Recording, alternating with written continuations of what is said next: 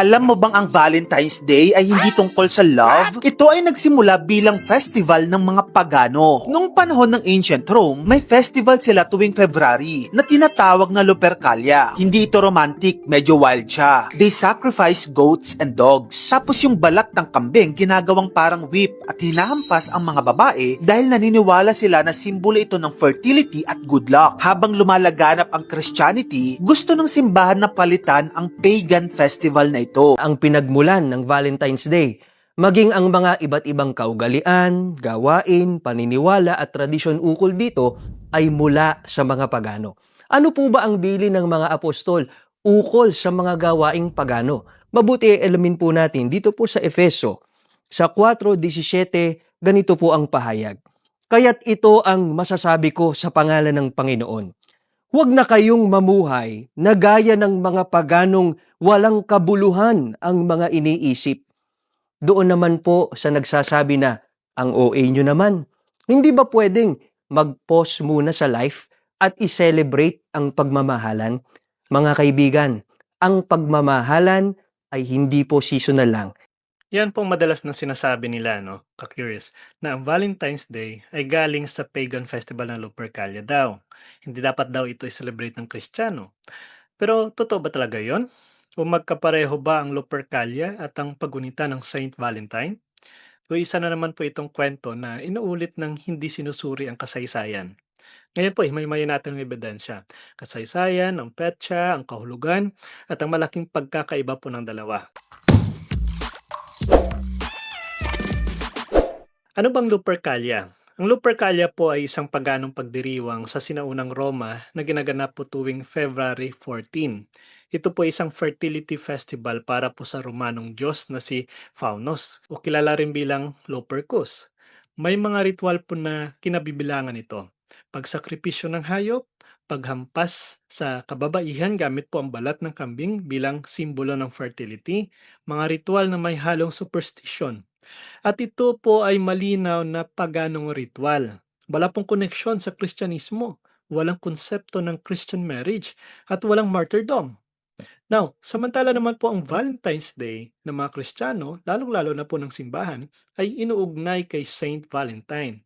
Noong ika-3rd century po sa panahon ni Emperador Claudius II, ipinagbawal po ang pagpapakasal ng mga sundalo dahil po naniniwala ang emperador na mas magaling lumaban ang mga single.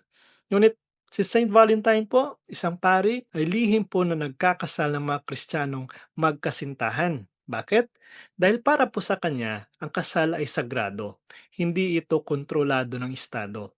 Ito ay tipan sa harap ng Diyos. Siya po ay inaresto at pinugutan ng ulo noong February 14. Iyan po ang pinagmulan ng Christian Commemoration, isang martir na ipinagtanggol ang banal na kasal.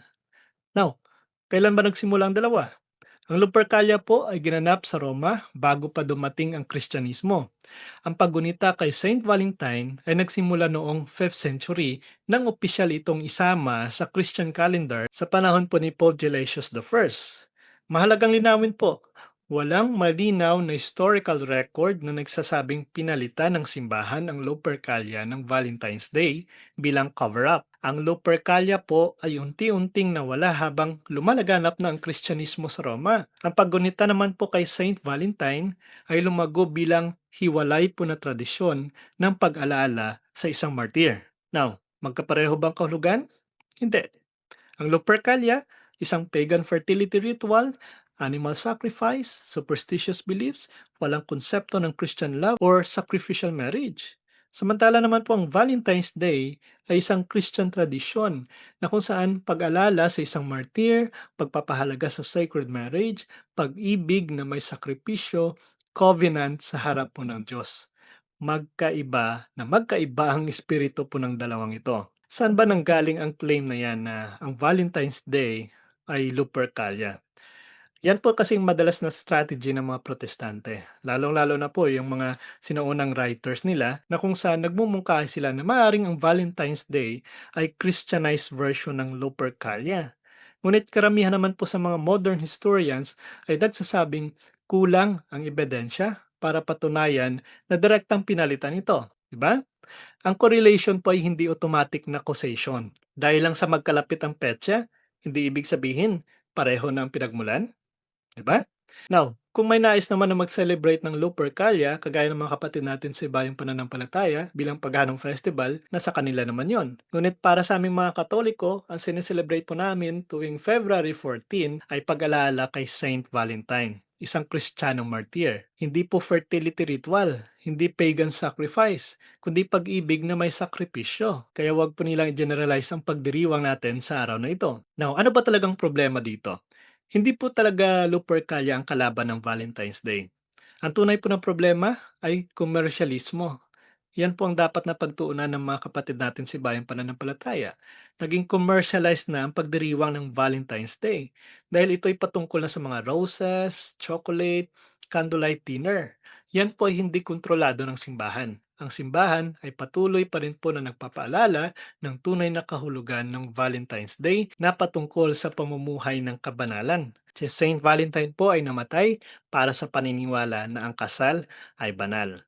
Ang tunay po ng diwa ng Valentine's Day ay hindi po lust, kundi covenant. Ang pag-ibig po sa Biblia ay hindi po romantic feeling lang. Sinasabi nga po in 1 Corinthians 13, ang pag-ibig ay matiisin, mapagkumbaba, hindi makasarili. Iyan po ang espiritu ng Christian love, malayo sa pagan fertility rites. Kaya sa susunod po na may magsabing pagan ang Valentine's Day, ako po, tanungin niyo muna, ano bang ebidensya nila? Ano ba ang historical record? Ano ba ang tunay na sineselebrate? Ang mga Katoliko po ay hindi nagdiriwang ng Lupercalia. Hindi kami nagsasakripisyo ng kambing. Hindi kami nagsasagawa ng fertility rites. Ang ginugunita namin ay isang martir, isang lalaking nag-alay ng buhay para sa banal na kasal. At kung may gustong bumalik po sa pagan festival, nasa kanila naman yon. Pero kami, ang sineselebrate namin ay si Saint Valentine, isang saksi ng pag-ibig na may sakripisyo. At iyon po ang malaking pagkakaiba ng Lupercalia at ng Valentine's Day. Purihin po ang Diyos na buhay. God bless po sa ating lahat. So ayan po mga peers, sanay kapupulatan po natin ito ng aral. At kung nagustuhan niyo po ito, please like and share. Ibahagi po natin sa mga kakilala po natin. And please don't forget to follow and subscribe po ng ating YouTube channel, Mr. Curious Catholic. Muli po, this is Mr. Curious Catholic, kasama po ninyo sa pagtatanggol ng ating simbahan. Pro Deo et Ecclesia. Sa Diyos po ang lahat ng kapurian. Hello mga kapatid. Follow and subscribe.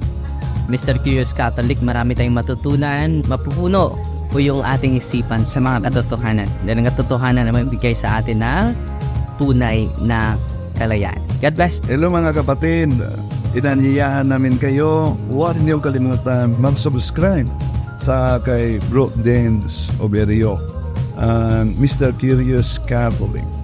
Marami kayong matutunan sa pamamagitan ng pagsubaybay niyan sa pagsagot sa pananampalataya na inaatake ng ating mga kapatid sa ibayong pananampalataya, and they are not only attacking the teachings of the Catholic Church but proselytizing the good numbers of the Catholic.